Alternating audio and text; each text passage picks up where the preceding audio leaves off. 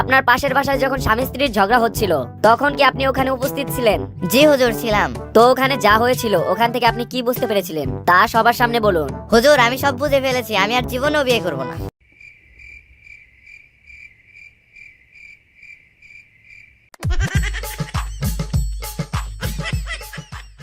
বাবা বল্টু, ধরো তুমি একটি ঘন জঙ্গলে দাঁড়িয়ে আছো, হঠাৎ তোমার সামনে একটি বাঘ এসে হাজির হলো, এই মুহূর্তে তুমি কি করবে? বাবা, আমার আর কিছুই করার থাকবে না, কারণ যা করার বাঘই করবে।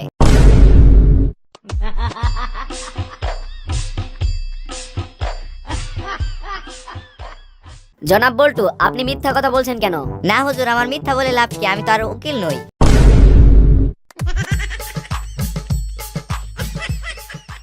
আপনার বয়স কত?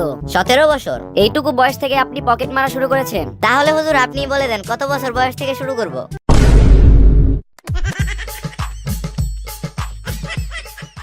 জনাব বল্টু, আপনি ওই বাসার তালা ভেঙেছেন কেন? হুজুর, আমার কাছে যে চাবিগুলো ছিল ওগুলোর একটা দিয়ে ওই তালাটা খুলতে পারিনি, তার জন্য তালাটা ভেঙেছি।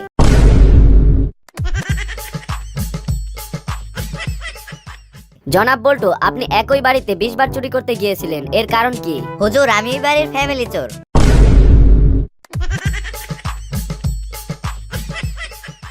জনাব বল্টু, আপনি এই নিয়ে 7 বার কোর্টে আসলেন, আপনার লজ্জা করে না? স্যার, আমি তো মাত্র 7 বার আসলাম, আর আপনি তো রোজই আসেন।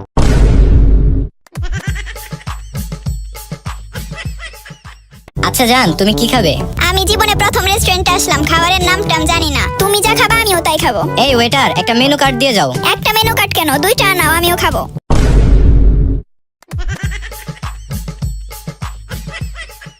জান, তোমার একটা মেকআপ ছাড়া ছবি দাও তো। কেন, কি করবা? আমার ছোট ভাই রাতে পড়তে বসে না, ওকে এটা দেখিয়ে ভয় দেখাবো।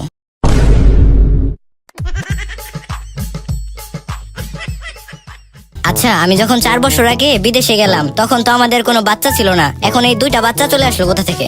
না মানে, তোমার এত বড় সর্বনাশ কে করলো? ও, বুঝতে পেরেছি, আমার হারামি বন্ধু সাইম এই কাজ করেছে। না তাহলে কি অনেক এই কাজ করেছে? না। ও, বুঝতে পেরেছি, এটা আরাফাতেরই কাজ। ও আগে থেকে অনেক লুচ্চা ছিল। আরে তুমি শুধু তোমার বন্ধুর কথা বলছো, আমার কি কোনো বন্ধু থাকতে পারে না? তুমি যাওয়ার পর আমার বন্ধু রাজ এই কাজ করেছে।